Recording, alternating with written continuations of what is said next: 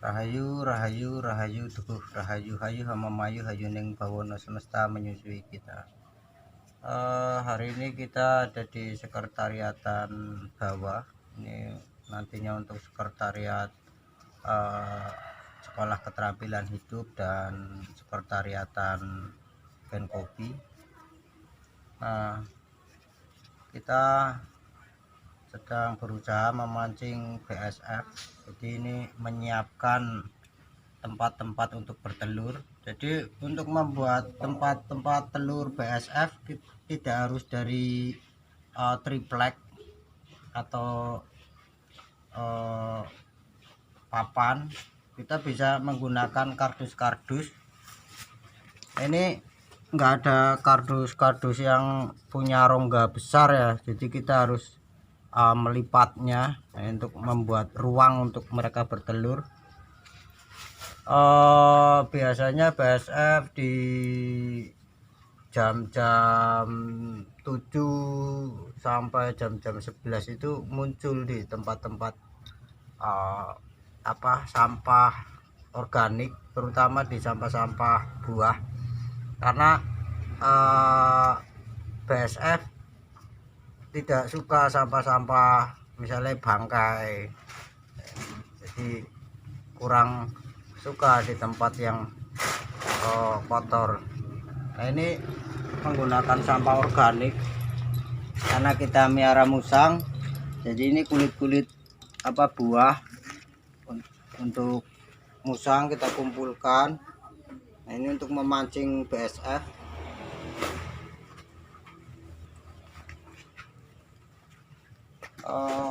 Secara alami, dan kita tidak mendatangkan indukan atau bibit BSF dengan membawa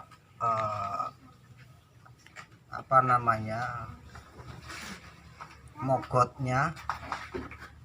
Kita cukup memancing dari alam. Nah, lalat BSF ini salah satu jenis lalat yang efektif untuk pengendalian populasi jenis lalat yang lainnya, karena biasanya ketika kita memancing BSF, lalat BSF, kita pertama itu akan didatangi lalat-lalat kecil, lalat hitam. Nah, nanti lalat pertama itu larvanya akan dimakan oleh larva lalat hitam yang kedua, dan yang kedua akan dimakan oleh larva lalat yang ketiga. Baru nanti muncul lalat hijau yang kepalanya merah. Itu lalat bisa ke rangkaian keempat atau mungkin kelima. Baru nanti lalat-lalat itu yang gede, dan sampai nanti datang BSF. Nah, lalat tentara hitam ini akan memangsa maksud saya nanti larva dari lalat BSF akan memangsa larva lalat yang lainnya. Nah, ini indukannya, ini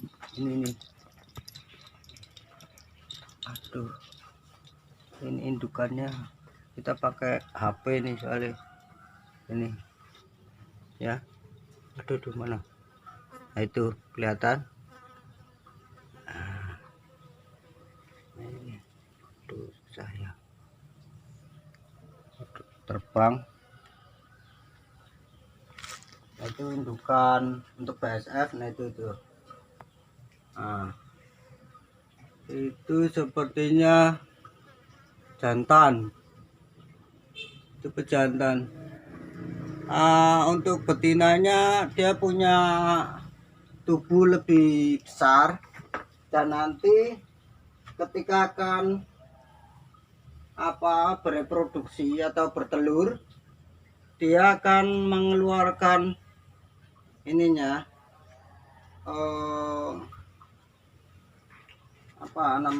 saluran telurnya itu. ya hampir seperti sengat lebah ke lubang-lubang. Nah, nantinya mereka akan bertelur di ini, di celah-celah ini. Nah, kita cukup menyiapkan kayak gini. Nah, ini untuk bertelur.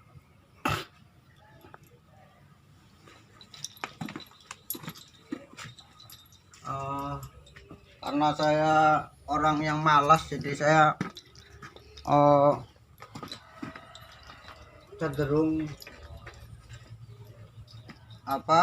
membudidayakannya secara alamiah. Saya malas bikin kandang-kandang untuk indukan BSF terus gini. Ya cukup kayak gini aja. Nanti tinggal kita tengok nanti udah ada telurnya apa belum. Kalau ada, tinggal kita pindahin ke tempat media untuk budidaya mogotnya. Nah, kalau misalkan kita memberi media untuk indukan-indukan BSF biar datang, ya untuk populasi lalat-lalat yang lain ini akan berkurang. Walaupun sebenarnya untuk misalkan pakan ikan, pakan ayam, pakan burung, pemakan serangga, tidak harus dari lalat BSF. Jadi kita bisa mengambil mogot atau larva lalat. Orang awam sering nyebutnya ya belatung, dari semua jenis belatung, karena semua belatung itu mempunyai kandungan lemak, kemudian kandungan protein hewani yang sangat tinggi. Jadi itu bisa untuk meningkatkan pertumbuhan dari binatang ternak kita. Mana ya, biasanya banyak loh yang datang, terutama ketika ada sinar matahari yang enggak begitu panas. Nah, ini indukannya nih, loh, di kandang musang ini indukannya. Nah, rupanya juga musang itu aromanya juga cukup menjadi daya tarik untuk BSF. Susah ya kita ngambil gambarnya.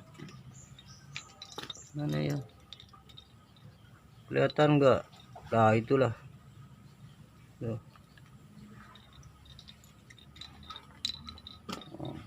Ini masih ya bukan kendala alat sih, masih kemampuan atau skill kami lah menggunakan alat sederhana ini belum maksimal ini San. Nah, ini betina ini. Nah, ini lumayan besar-besar ini indukannya. Kemarinnya kita sempat membawa mogot BSF untuk bibit di Gunung Cemara yang kita jadikan sebagai lab biologi laboratori dari Sekolah Keterampilan Hidup Kuku Semar Indonesia di distrik Desa Wanarja. Tapi di sana yang menetas itu indukannya terlalu kecil-kecil.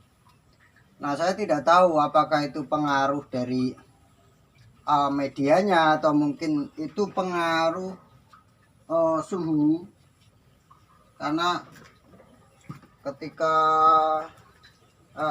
berbeda situasi, berbeda kondisi, binatang atau kita lambat laun akan mengalami bukan mutasi gen, tapi akan berevolusi. Tapi kayaknya ya kalau dari evolusi sendiri terlalu cepat lah. Itu bibit dari Jogja, kita bawa ke Kebumen, masa dalam satu kali apa ya siklus hidup langsung bermutasi, kayaknya nggak mungkin. Tapi kalau dari faktor makanan mungkin atau karena kekurangan nutrisinya, sampah buahnya minim, bisa jadi. Jadi ketika menetas menjadi indukan mereka kecil-kecil. Nah, sederhana aja. Nah, dalam mensikapi persoalan lingkungan atau apa, misalkan ada ledakan populasi dari binatang tertentu, kita cukup mengendalikan populasinya. Jadi saya pikir ketika dinas-dinas pertanian membuat penyeragaman tanaman, saya pikir itu tidak tepat, dan itu hanya metodologi dari Orde Baru ketika mengadakan revolusi hijau. Saya sendiri juga bingung bahwa Indonesia sudah hijau, tapi kenapa ada revolusi hijau? Apakah hijau itu akan dirubah atau bagaimana, saya tidak tahu.